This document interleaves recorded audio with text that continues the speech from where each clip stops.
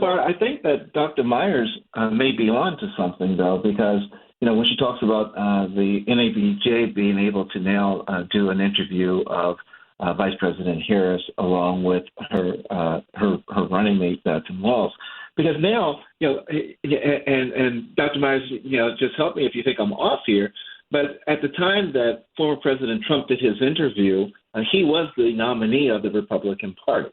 And now, at this point, if they decided to do the interview, the live interview with Vice President Harris, she now will be the nominee of the Democratic Party. So they certainly could now justify bringing her in for a live interview along with her vice presidential running mate. Is that where you were headed with that, Dr. Myers? Absolutely, absolutely, because they have made every headline in the world in the past week. Now we have an old saying. For the wrong reasons. We don't. I know, but there's an old saying that says, "Just spell my name right." It doesn't matter what you say. Just spell my name right. So they spelled the name of the National Association of Black Journalists right. Everyone's heard about it. Okay, let's use this opportunity. Yes, it was a mistake. The strategy was off. No question about it. And unfortunately, sometimes our professionals get in charge and they don't turn to people for advice. We have prominent journalists in this country who could advise them on how to structure these kinds of interviews. But obviously they thought they knew everything. So we just have to keep pushing and realize, yes, it's a platform for the vice president to have, and she would use it. And if they want to give a platform to J.D. Vance, let him come in and make a fool out of himself also. Well, and unfortunately, what this demonstrates is this is what my mother would call just mess. It's just y'all. She would say y'all are just messy. And thank you. And it was because first of all, Dr. Myers is correct, but the fact that there was apparently no structure within NABJ to manage an event like this speaks volumes. The fact that there was dissent within the organization, that's not an issue because there's dissent in all organizations. But the fact that the dissent became public also shows you how just flat out messy the whole thing is. There's no reason why you talked about bringing at the time Vice President Harris in virtually. Yeah, I got an even simpler solution for you, Barbara. Just pre-record the thing. Right. They could have done. Listen, there's so much. How about that? Yes, I agree. How about selecting 2 or 3 journalists and taping the interview and then explaining to the audience because of scheduling conflicts, we weren't able to bring the vice president in live. We're now going to play for you. That, I tape interviews all the time. Right. Because I want to be as accessible, and Daryl, and you know this, I want to be as accessible to you all as absolutely possible. So they got in their own way. And unfortunately, they don't really seem to be able to manage getting out of their own way. Well, also, let's think about it. Let's talk about it, and let's put the, big old elephant that's sitting in the room on the table. Part of the anger that's out there in the community and part of the anger that's out there among the journalists is the feeling that, certain elements of the white media had too much control over this black program, and specifically the Fox News influence. And that you got to remember that when you have an organization, an entity like Black Enterprise, that cancels its entire panel and says, we're not even going to step foot in Chicago while you're there because of what you've done. That comes from deeper divisions, folks. It's just not a, Trump or not Trump. It's who is this organization right now? what is its real identity in this moment? What is it trying to accomplish in this moment? So I think there's, deeper questions that will rebound for days and for months around and for years around this, what happened. Yeah. Those are very, very important points, Barbara, because since we're at this crossroads in history in America, our Black organizations need to be aware that they can be undermined, that they can be offered money and sell out. We cannot allow that to happen. One of the dear leaders of my organization, Black Women for Positive Change, is Reverend Dr. Barbara Reynolds. Well, she was at the table in 1975 when this organization was founded, the National Association of Black Journalists. 10 of them at a table envisioned having what the organization could be. Now that the organization has thousands of people and getting global attention, we've got to help them some kind of way to go back and re-examine their strategy and get it right. Because we do not need to have our Black image and the image of the first Black woman president running for president damaged or harmed in any way, and we don't need to provide platforms to people who are going to disrespect us and lie to us openly on television.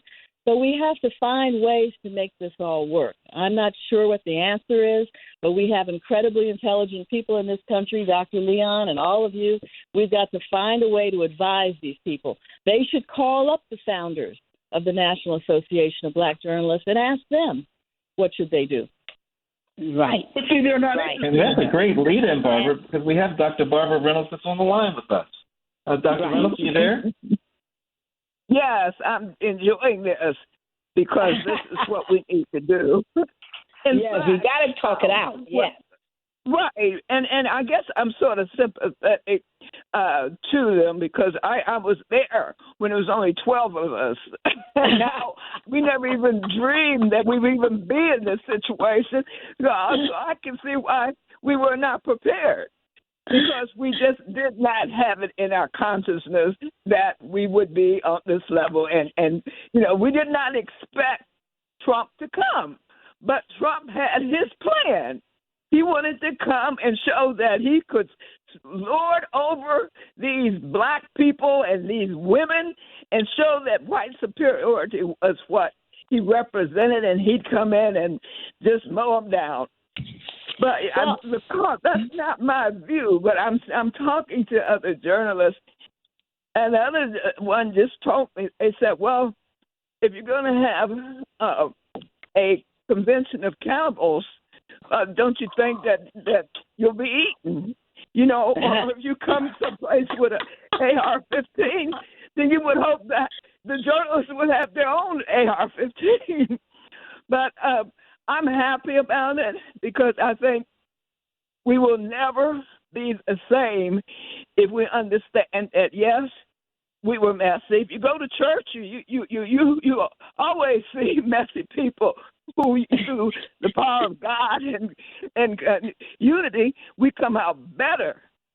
So I think that if they do what I just heard Dr. Myers say, there are those of us who could have helped, but they're sort of in their own little bubble, and they have to know that the whole world is watching now. They're not just a group. We are a national, international group that has to earn the respect of the nation as journalists. Now, I was editorial director for USA Today for 13 years, and I would always have all sides in because I always think you're better if you can hear the other side. But we were not, I never would send any reporters to be insulted. And they knew better. So now they don't know better because they know the whole world is watching. So I'm sort of happy that we're going to improve if they can listen to what you're saying on this show. Make sure we get this. And we can get better because we have to. We cannot be the same little group of folk. Well, what I find absolutely, thank you, Dr. Reynolds. What I find absolutely inexcusable is that he's a known element. Mm-hmm. We know how he behaves. We know what he does with the media. We know this. They weren't going in there tabula rasa. They knew precisely who they were dealing with. And if you can't be strategic enough to analyze who you have on that set like you normally do when you're getting ready to interview people, you look at their background, you read what they've said in the past, you look at all the other, political elements around them to make your decision on how you're going to conduct your interview. If you can't do that as NABJ, right. I mean, something's wrong, folks. I don't, I can't excuse it. I think it's inexcusable. It can't be excused, but I would have still had him come, but I would have been prepared to exactly with the questions. So when it was over, everybody would have known that he was ignorant, that he was foolish. If they didn't know already, let him show yourself, like Maya says. Show yourself, and then believe what you see. But I think we are journalists, and we should be able to interview the devil himself if it was right in there. Well, now, no name calling, no name calling. And you know what the devil's going to do, right? But I thought I heard Dr. Wilmer Leon trying to get in. Go on, Dr. Wilmer. First of all, to Dr. Reynolds, this isn't Dr. Lynn. This is Wilmer. Dr. Reynolds, how are you? Now, come on, Wilmer. Come on. all the love and respect. But I do have to push back on one point you made what I took away from your initial comment was that we're supposed to give NABJ a pass because they were not prepared. Huh. They've been in existence 52 years. Right. 52 years. Right. And when the lights come on, or as George Duke would say, the Parliament would say, when the horn blow, you better be ready to go. And they were just not ready. And that's what I'm going to say. I don't want to give them a pass. This is okay. I was saying I've seen this, and I was hoping someday something would happen where they would get it. And so that's why I'm so happy. Fine.